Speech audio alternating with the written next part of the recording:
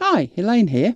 Today I'll be showing you how to use Keynote to make your own custom shapes that you can use in your presentations.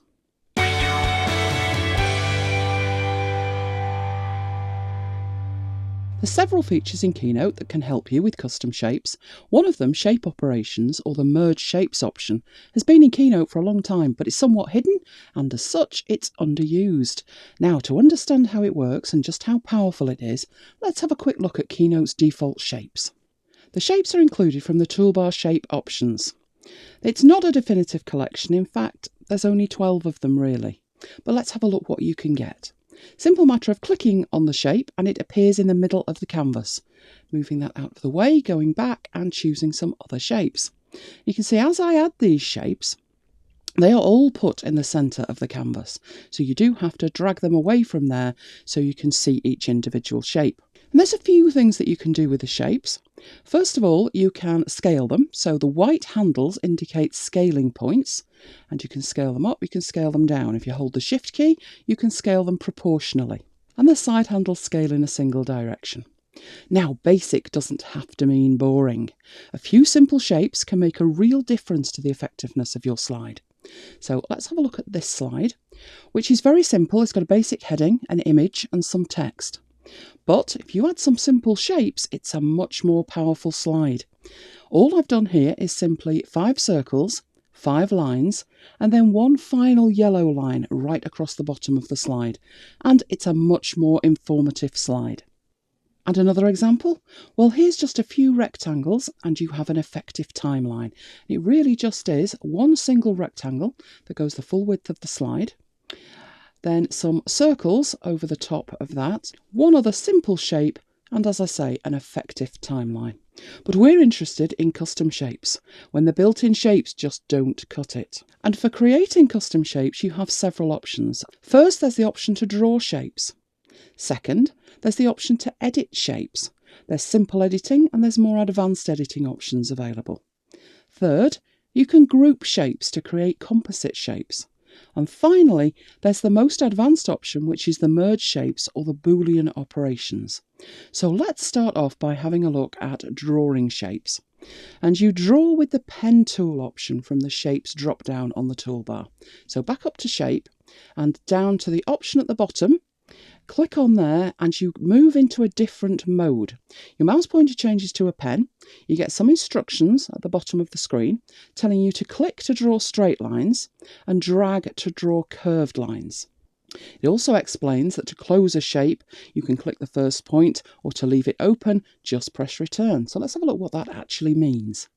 Well, if you click and release the mouse button, as you move around, you can see a straight line between your initial click and where your mouse pointer is. Clicking again gives you a straight line between those 2 points, and it is a simple matter of repeating that as many times as you need to.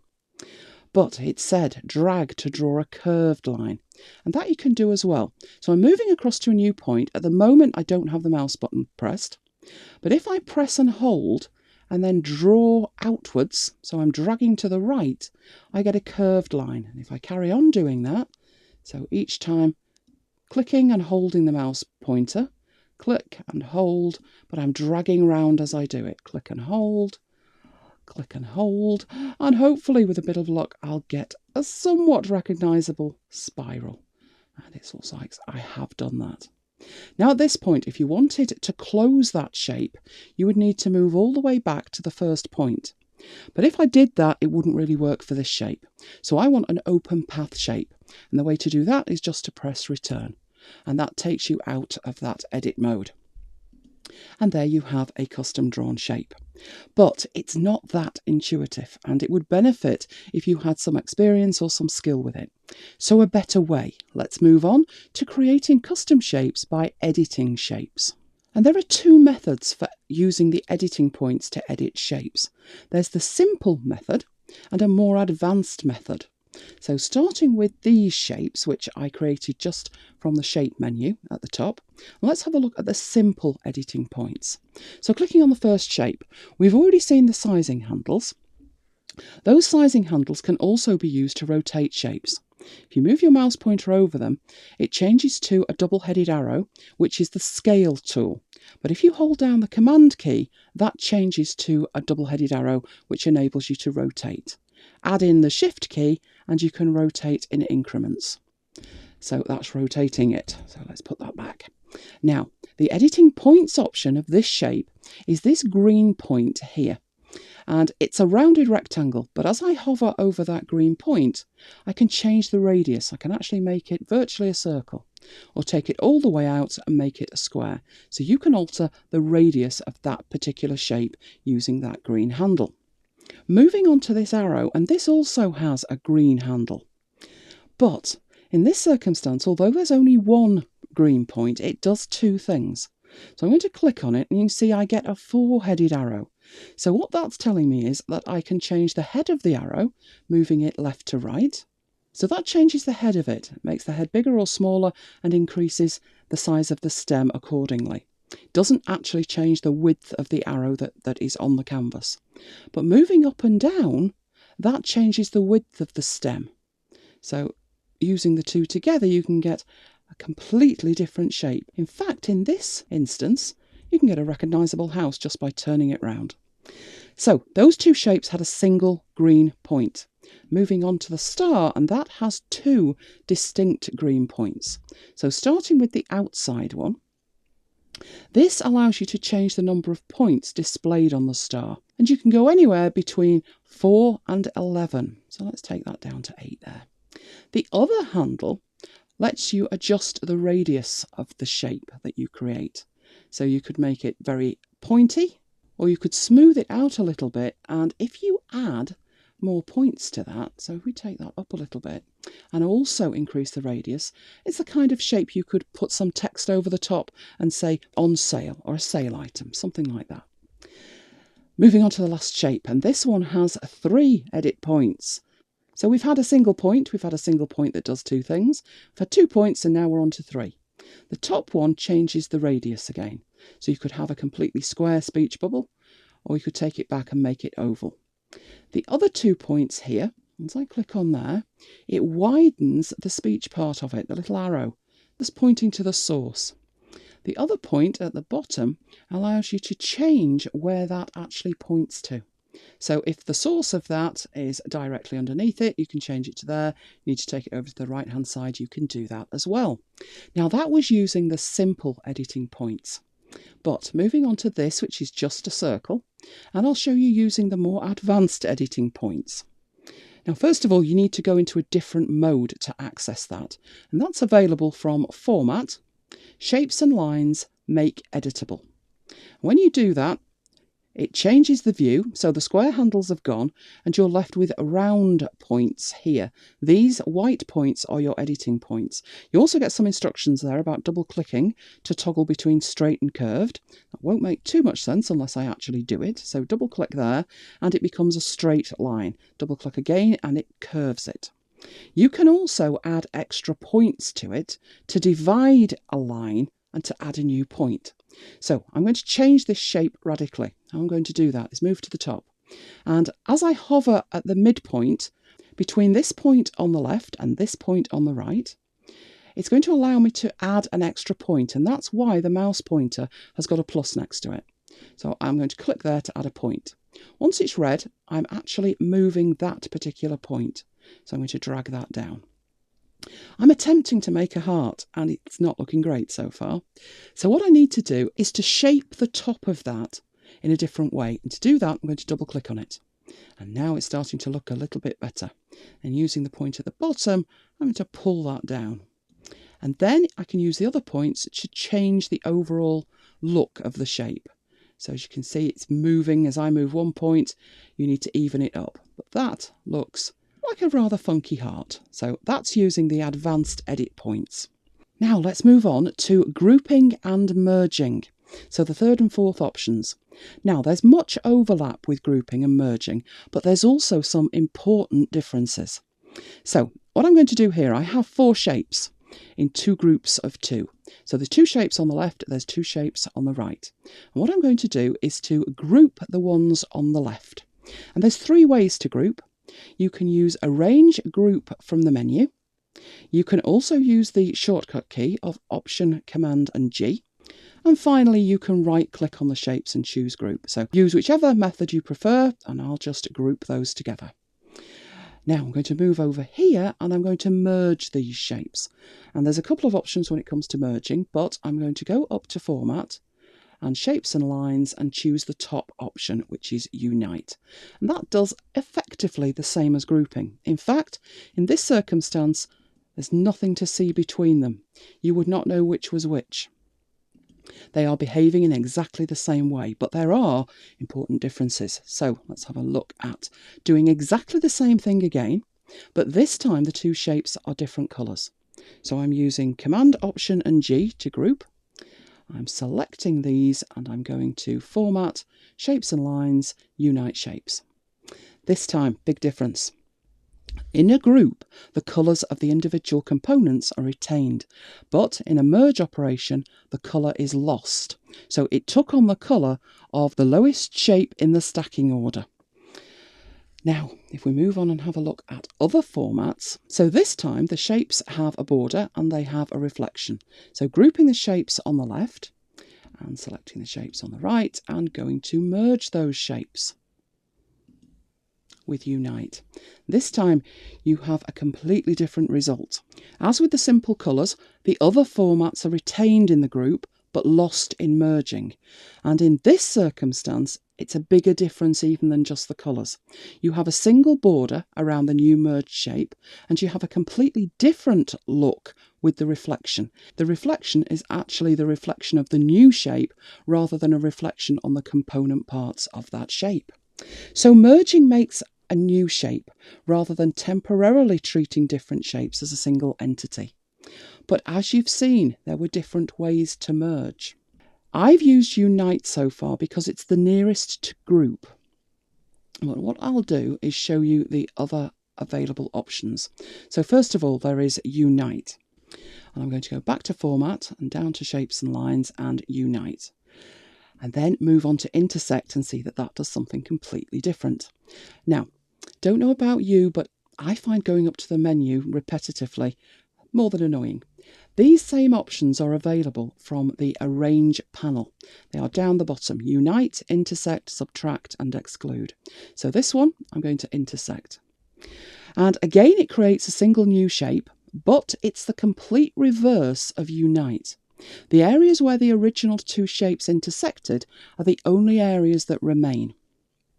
So let's move on and have a look what Subtract does. And this time, again, it creates a single new shape. The upmost shape, in this case the arrow, was removed from the lowest shape in the stacking order, which was the rounded rectangle.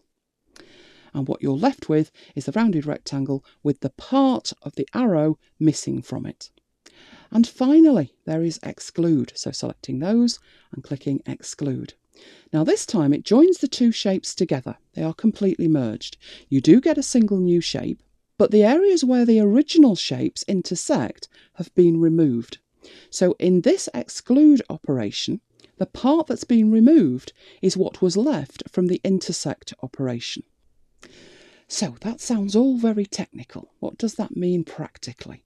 Well, let's have an example with some shapes here. These are just 4 rectangles and a triangle.